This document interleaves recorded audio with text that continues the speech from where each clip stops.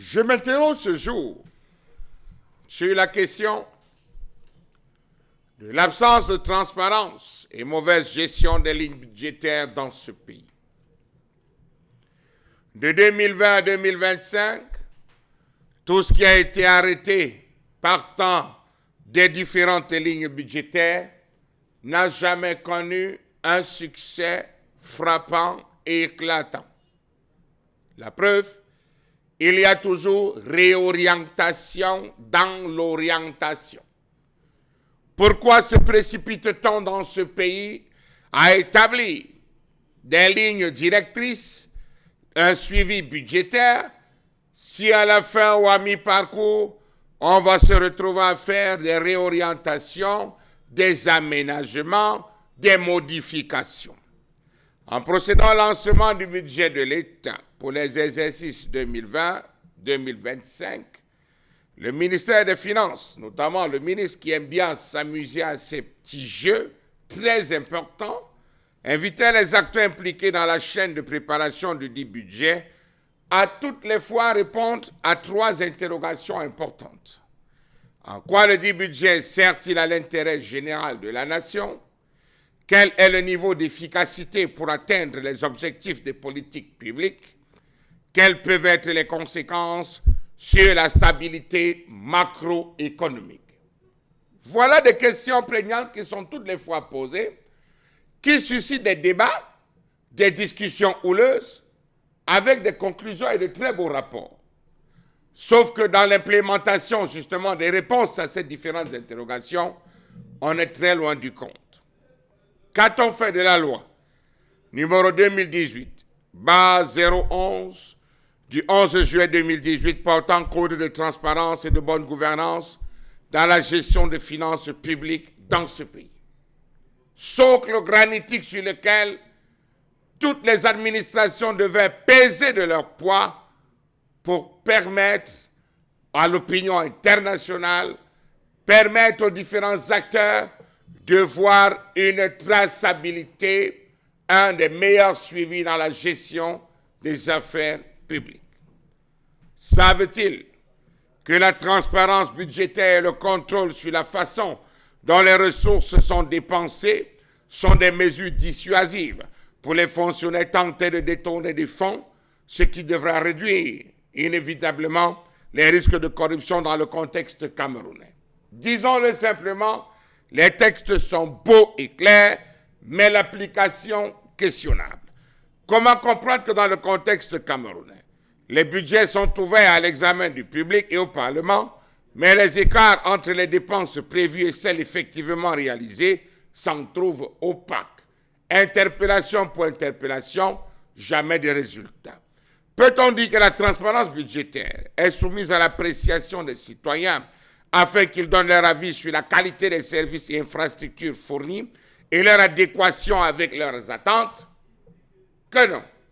Au Cameroun, la perception d'un niveau élevé de corruption et l'opacité des opérations budgétaires sont au cœur même de la méfiance des citoyens envers leur gouvernement. Prenons la peine de suivre l'ensemble des récriminations portées par les leaders de l'opposition, portées par certains parlementaires. On se rend compte qu'il y a une sorte d'opacité qui règne, voulue et entretenue.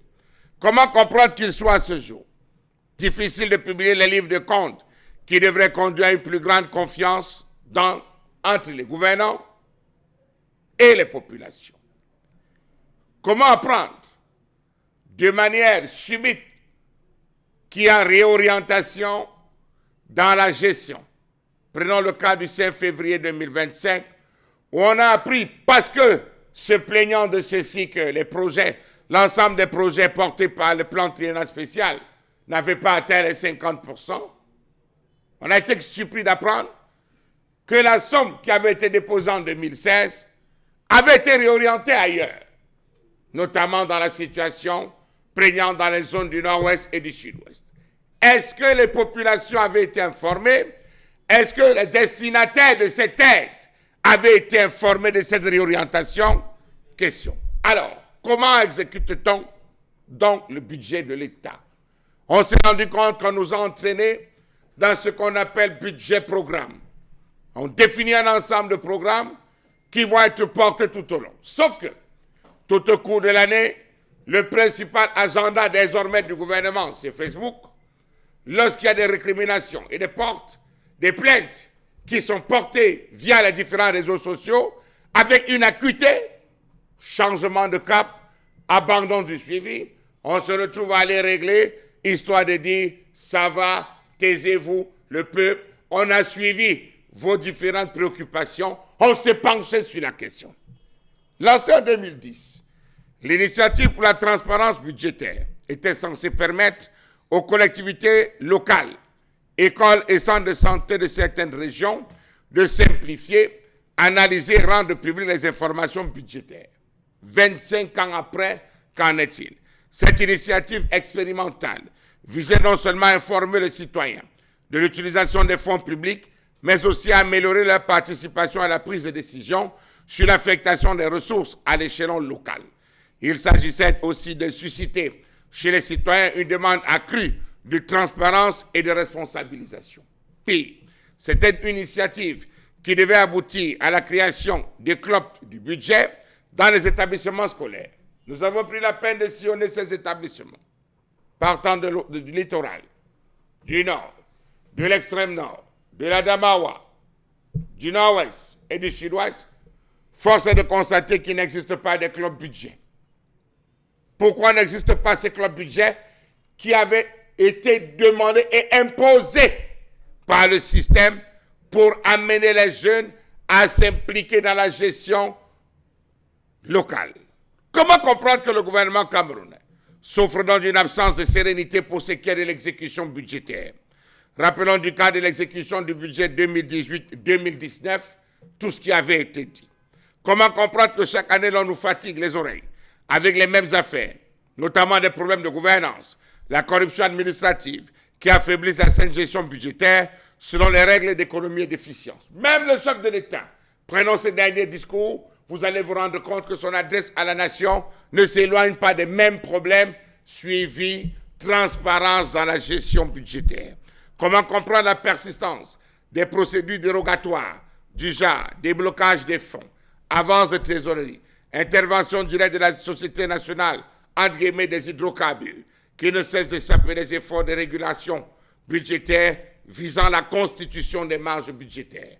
Regardons l'ensemble des chantiers, regardons l'ensemble des travaux, regardons l'ensemble des projets d'investissement public pour comprendre qu'à la fin, une chose est dite, une chose est faite. Ordonné par le chef de l'État en 2022, une enquête administrative en cours sur les chapitres budgétaires 65 et 94, considérée comme la plus importante jamais conduite dans le pays, a fait état d'une révélation sur plus de 5 400 milliards de dépenses publiques réalisées entre 2010 et 2021. Sur 12 exercices 2010-2021, il a porté sur les dépenses qui ont fait l'objet des suspicions en raison d'une absence de transparence sur la gestion. Savez-vous qu'en 2017, ces lignes ont représenté 15% du budget de l'État? Savez-vous qu'en 2018, les avances de trésorerie se sont élevées à 127,8 milliards de francs CFA, soit 4,2% du total des dépenses. Les avances de trésorerie, pour ceux qui ne savent pas, sont des paiements effectués sans respect des règles de la procédure normale des dépenses, notamment sans engagement, liquidation et ordonnancement préalable. Comment donc comprendre cette façon de faire alors qu'en amont, il y a des décisions qui ont été dites, qui ont été prises, mais qui ne demandaient qu'une seule chose, être implémentée? Je vous passe ce qui a été dit et fait pendant la période de préparation de la CAN. Je vous passe et je vous évite d'avoir la crise cardiaque pour ce qui a été du Covid-19.